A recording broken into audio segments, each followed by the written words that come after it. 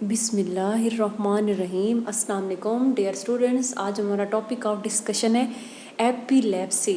Epilepsy जो disease होती है उसकी कौन कौन सी ड्रग्स होती हैं, एंटी एपिलेप्टिक ड्रग्स, इनकी हम डिटेल स्टडी करेंगे।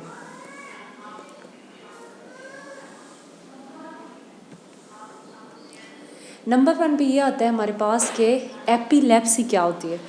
एपिलेप्सी जो है बेसिकली ये ब्रेन डिसऑर्डर है सेंट्रल नर्वस सिस्टम की, ठीक है। क्रोनिक डिसऑर्डर होता है, ये लॉन्ग टाइम तक चलता रहता है। इसमें असल में होता क्या है, सीजर्स वगैरह होते हैं, चक्कर आते हैं, ठीक है, जिसकी एपिसोड्स होती हैं, अनकॉन्शियसनेस होती है, अमनेजिया वगैरह होता है। अब हम नंबर 1 पे ये डिस्कस करेंगे कि सीजर्स क्या होते हैं। सीजर असल में ये होता है कि ऑल्ट्रेशन आती है बिहेवियर के अंदर, ठीक है, जिसकी वजह अब वो ऑल्ट्रेशन चेंजिंग्स क्यों आती हैं बिहेवियर में, बेसिकली न्यूरॉन्स के जो ग्रुप होते हैं वो डिस्टर्ब होते हैं, जिसकी वजह से जो हमारा बिहेवियर है वो चेंज हो जाता है।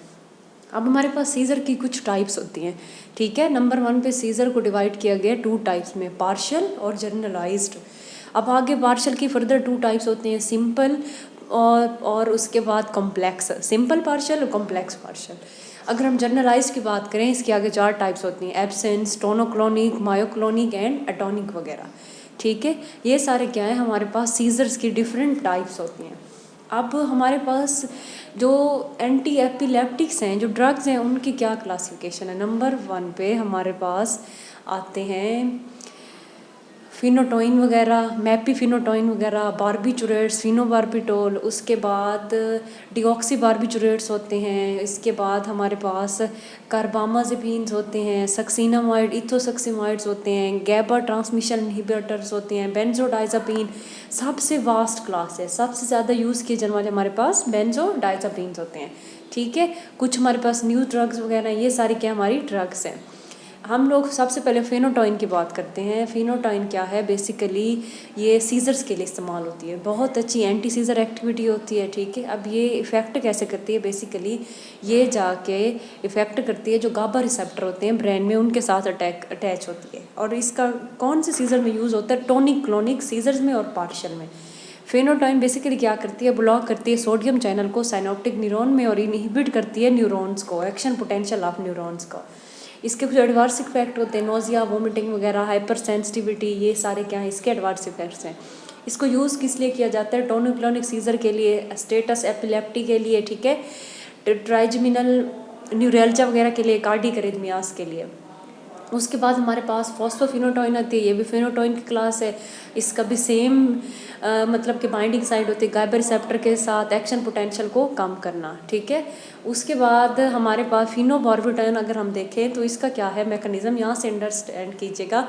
ये बेसिकली क्या करती है, एक्ट करती है ऑन द साइनेप्सिस रीजन पे। उसके बाद इन्हेंस करती है एक्टिविटी ऑफ गाबा की। गाबा क्या होता है हमारे पास, gamma amino butyric acid neurotransmitter, suppress कर देती है इस न्यूरोट्रांसमीटर को। क्लोराइड जो चैनल्स होते हैं क्लोरीन के, क्लोराइड्स क्या इनके, उनको ओपन कर देती है, डिक्रीज कर देती है सीजर्स को। अब अगर इसकी फार्माकोकाइनेटिक्स देखें, ओरल एब्जॉर्प्शन होती है, 5% बाउंड करता है प्रोटीन के साथ, लीवर में मेटाबॉलिज्म होती है, फिर यूरिन के जरिए एक्सक्रीशन होती है। सेडेशन वगैरह इसके साइड इफेक्ट हैं, ठीक है, अटैक्सिया, स्किन रैश वगैरह इस्तेमाल करते हैं जनरलाइज टोनोक्लोनिक सीजर में और पार्शियल सीजर में। कार्बामाजेपिन ये क्या होती है, बेसिकली ट्राईसाइक्लिक कंपाउंड है, एंटी सीजर एक्टिविटी होती है इसकी, ठीक है। ये बेसिकली बहुत ज़्यादा यूज़ किया जाता है ट्राइजेमिनल न्यूरल्जिया के लिए। इसके एडवर्स इफेक्ट क्या है, drowsiness, vertigo, nausea, vomiting. Use किस लिए होता है, जनरलाइज टोनोक्लोनिक सीजर के लिए, सिंपल और कॉम्प्लेक्स पार्शियल सीजर और न्यूरल्जिया वगैरह के लिए। वेलपोरिक एसिड हमारे पास बहुत ही इंपॉर्टेंट ड्रग है, ये खास तौर पे इस्तेमाल किया जाता है मेनिया के लिए, मूड स्विंग्स के लिए। ये क्या करता है, इन्हांस कर देता है गाबा के लेवल को, ब्लॉक कर देता है सोडियम चैनल्स को और डिक्रीज करते हैं थ्रेशोल्ड कैल्शियम करंट का, ठीक है। उसके बाद रिड्यूस सीजर कर देता है। इसके एडवर्स पे सडेशन, रैशेस वगैरह, ट्रेमर्स वगैरह, इसको यूज़ हम लोग करते हैं जर्नलाइज सीजर में और एब्सेंट सीजर में, ठीक है। टोनोक्लोनिक अटैक, सडन जो एपिसोड्स आते हैं, मिर्गी के जो दौरे पड़ते हैं उसमें, उसके बाद बेंजोडाइज़ेपिन की जो ड्रग है नंबर 1 पे हमारे पास डाइज़ेपाम इसका बहुत ज़्यादा इस्तेमाल है एपिलेप्सी में। क्लोनाज़ेपाम ये क्या है, पोटेंट एंटी एप्टिक है, ये भी बहुत अच्छा एंटी एपिलेप्टिक है, ठीक है। नाइट्राज़ेपाम जो है ये भी मायोक्लोनिक सीजर में इस्तेमाल की जाती है। कुछ हमारे पास न्यू ड्रग्स हैं, गाबापेंटीन वगैरह, ये ब्लड ब्रेन बैरियर को क्रॉस कर जाती है, टोनोक्लोनिक सीजर में इसको इस्तेमाल किया जाता है। ये भी बेसिकली क्या होता है, गाबा रिसेप्टर के साथ जाके बाइंड करती है। अब हमने चूज़ कैसे करना होता है अपने ड्रग को, हमने अपनी ड्रग को उसकी एक्टिविटी के अकॉर्डिंग, सीजर के टाइप के अकॉर्डिंग एंटी एपिलेप्टिक ड्रग्स को चूज़ करना होता है, ठीक है।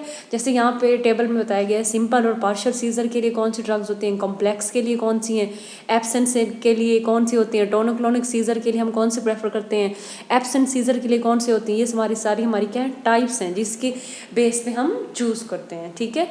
इस जो हमारा एंटी एपिलेप्टिक है इसमें हमने ये देखा कि हमारी जो ड्रग्स होती हैं ये हम चूज़ करते हैं according to the type of seizure, इन टाइप के अकॉर्डिंग, ठीक है। Thank you so much.